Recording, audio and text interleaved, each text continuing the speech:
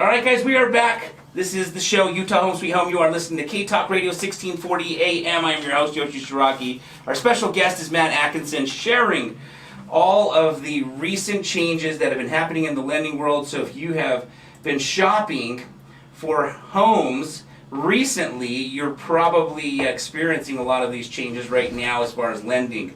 But we're back in time for the nightmare story right now. Bum, bum, bum. The beautiful thing about the nightmare story is we can learn from other people's mistakes. I've shared plenty of mine on this show, so hopefully people are learning from my mistakes. And then we have our guests also share a nightmare story, because if we can learn from someone else's mistakes, it's always less expensive than learning from the mistake ourselves. So I know a property that Matt flipped on 33rd, and you know we have a mentor that we both have studied under by the name of Robin Thompson, who has like 7 rules, and one of the rules is never ever buy on a busy street. So I was surprised. Really? Yeah. You just want to go into that quickly? And just, like, let me just show all the skeletons open right now about all these things you didn't do well. So, on that note, let's turn it over to Matt. Do you remember all 7 things of what to never buy? I don't. Can we brainstorm to see if we got it? Yeah. Okay, number 1, if you guys want to write this down, because Yoshi's going to write this down. Yeah. You don't buy on a double yellow line. That's too busy of a street. Too busy of a street. So yellow double line. And the reason she said is you're just going to cut out a lot of different people. Yep. Under 1,000 square foot. Number 2, no houses under 1,000 square feet. Just squeezes people out. Yep. No 2-bedroom, 1-bath houses. Yep, that's right. No 2-bedroom, 1-bath houses. Yep. No houses without a garage. And no houses that have weird conforming layouts. Yep.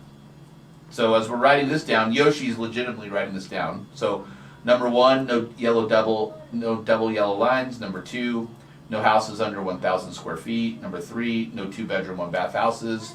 Number 4, no houses without a garage. Number 5, no houses with a weird configuration. Number 6, for some reason I'm thinking of none that back a railroad track, but I think that might not be her. Yeah. I actually also thought you had to buy a house with 2 bathrooms. Because she's like, hey, modern society, you gotta have 2 bathrooms. Yeah, right? yeah. So another one, 2 bathrooms, right? And I can't remember another one. I can't either. But I've heard her share this presentation twice. Yeah, me too. So here's the cool thing for all of you guys. This will be awesome for us to splice. Yeah. Let's pick number 7. What would you say is number 7? Number 7, no war zone. I think that was. Oh yeah. A war zone. She gave an example. We don't really have war zones I agree. in Salt Lake. I agree. Utah. Yep. Like a war zone, she gave an example of maybe West Magna. Like, not to make fun. Yeah. West maybe. of 8800 South, or 8800 West. We have a friend named Tyler. Yeah. He wanted to be the mayor of Magna. Hope we got to share that with him. Yes. But he's like, I would own Magna. I want to own Magna. Magna's not even a city. It's an unincorporated Salt Lake County. But war zone could have been Glendale, which is it's part of Salt Lake City. But I actually think Glendale's gotten so much nicer. Oh yeah. Maybe Chesterfield, which is unincorporated Salt Lake County. Yeah. Like I think that's where you still have sheep, but no war zone. So she gave an example of a war zone is when you have shoes over the telephone wires and talk about like what type of drugs or different things like that. And we're like, yeah, we just don't have that in Utah. Exactly. But that's other parts of the United States. So yeah, which no war zone. To be specific with that. So you've seen in the movies, like when you watch these movies and you do see shoes dangling off of a telephone wire, depending on the sneaker will depend on what drug is being sold on that block. I know. You did a lot of drugs, so you're an expert. I did so many drugs. I'm kidding. Yeah, I didn't do any drugs. I like to smoke weed. But that's what was interesting, because we don't have that in Utah. But yeah, well, we don't do drugs. I've never seen sneakers advertising drugs in Utah. Well, I think to be honest with you, I think we both aren't in that, so we wouldn't even know. Right. So, which is okay. Yeah. So, nightmare story. Thanks for bringing it up. Okay, so during the market correction. I like calling it a correction. It's a lot more optimistic. Yeah, okay? yeah. So I'm going to share 2 stories for a couple minutes because we're having such a great time. So I bought this property on 33rd South and 3300 East. We got a freaking amazing deal. Amazing deal is like a really, really, really good price. Yeah, and this neighborhood's a phenomenal neighborhood. Amazing neighborhood. Yeah. It's just like one notch out of where Yoshi lives right now, okay? So, amazing neighborhood. Yeah. It's right off the 215, which is the belt route. You could hit the ski resorts, Park City, Oh, yeah. or Little Big Cottonwood Canyons, whatever fits for you. Super. This is before Airbnb and VRBOs were even. I didn't even know what Airbnb was or VRBO at that time. Right. Like, hey, can we use it as a ski rental? Like, Yeah. no. The answer is no. We couldn't. We don't want to. We could have, but Yeah. we don't want to. Right. So we bought it. It was on a double yellow line. It was a 3-lane going east and west. So it's a 6-lane street. Yeah. Across the streets, all commercial. Yeah. We were only like one of 3 houses, probably within a 4-block radius going east and west on facing the street. Yes. So we got an amazing price with it. We rehabbed it, over improved it like always because we were less experienced. This is more than 6 years ago. Oh, This yeah. is like 10 years ago. Yeah, yeah. At least. Yeah, this is probably 10, maybe 12. Because I know the realtor who bought it from me, and I knew him about 7 years ago. Maybe Got 7 it. years ago. Either way, gotten a phenomenal price. Here's the challenge. We bought it in the summer and sold it the following spring. You don't know how much snow you have until you can't pull in and out of the driveway on the East Bench in Utah. And the snow plow made it 4 feet in the air. Oh, that's So right. you could not pull into the driveway. And you don't know this stuff until Winter. or winter, or you listen to this radio show like this on K-Talk 1640 every Saturday morning Yeah. from 9 to 10. Lesson number 1. Yeah, lesson number 1. Listen to this radio show, okay? Especially when Yoshi's on it. So, Yeah. I'm the extra entertainment. So, here's what happened. We priced the house super competitive, knowing, hey, look, if this literally was not on the street, but like was kitty corner, we would have sold it for the price we thought. If it was 3 houses in from the street, we would have sold it for $100,000 more. Like there was that big of swing. So we probably took $30,000 off with what we thought we should sell it for initially, saying, hey, look, this is an awesome area. You could maybe buy for $360. We'll sell ours for $330. Yeah. Right? Like, Yeah. hey, super affordable East Side property is a 5-bedroom, 2-bath probably house. Yeah. Really nice.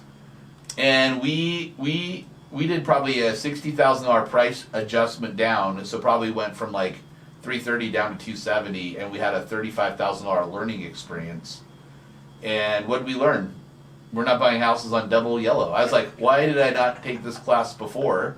I did this, Yeah. right? Yeah. So now I was like, I know better. Why am I still doing these things that we're doing, right? Right.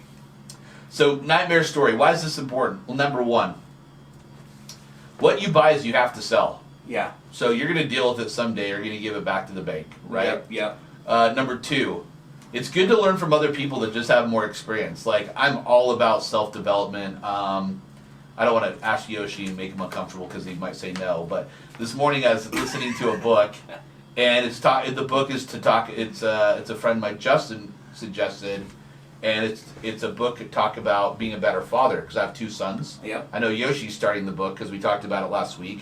So it's important for you to study. It's called The Wealthy Gardener. So thank you, Justin Puchar. Number 3, about studying from other people, then also self-study. You got to think of like who is most likely going to buy this.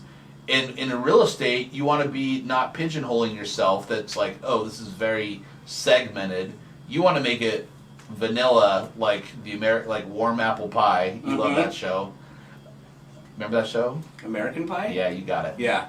Warm apple pie. So, you got to think about, hey, who's going to be buying this house? Yeah. Okay, so there's the 3 tips with that. Can I share our story for a minute now? Yeah, but before you do, Oh my gosh, I'm about to go. like, think about this. Like, you walk out your front door and there are 6 lanes of traffic zooming. Yeah, we east didn't and think west. about that one. Right, like I just want people to visualize that because Yeah. I've been there, right? And just right.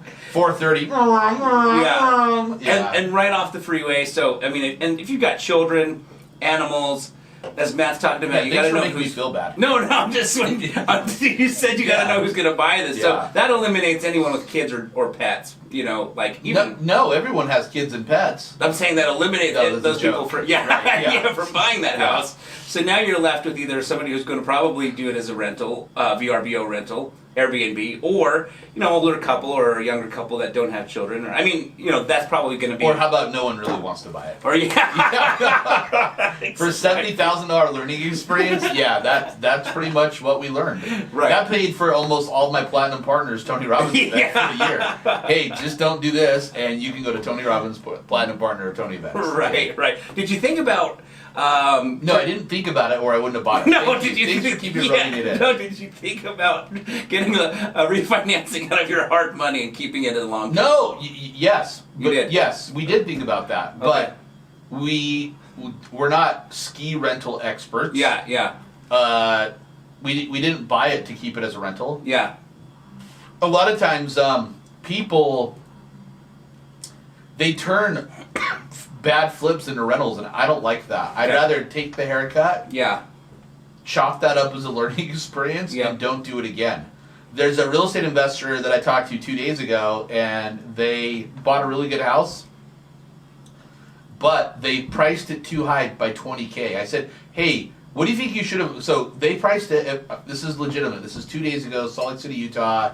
This is what's happening with the market potentially. Yeah. They listed it for $430. Okay. I said, what do you, and it's not sold. It's been 3 months only. Oh, wow. It's down to $365. Oh, And it's wow. in Sugar House. Wow. Okay. So I said, question, what do you think you should have listed it for? And they're like, $410. I'm like, well, why did you list it for $430? Well, we wanted to push the market. I don't like pushing the market. I like selling my inventory quick and go on another project. Right. So they're now down to $365. So what does that mean? That means 3 things. 1, they priced it too high. 2, their realtor's not doing a good job marketing. Or 3, something's wrong with the house. And it could be any of those 3 or a combination. Sure. So it's not to attack the investor, the realtor, or the market, but here's the opposite side of it. 1, you price the house appropriately to make sure it's good. 2, you finish all your projects before you list them, and this will be a perfect segue into Coatesville. Yeah. 3, you want to work with those most competent professionals who have experience to help you, because there's a ton of them out there that do an amazing job. And I'm okay to use with someone that's newer, because we were all newer at what we're doing, but use someone that's newer that's leveraging of someone else's experience. Yep.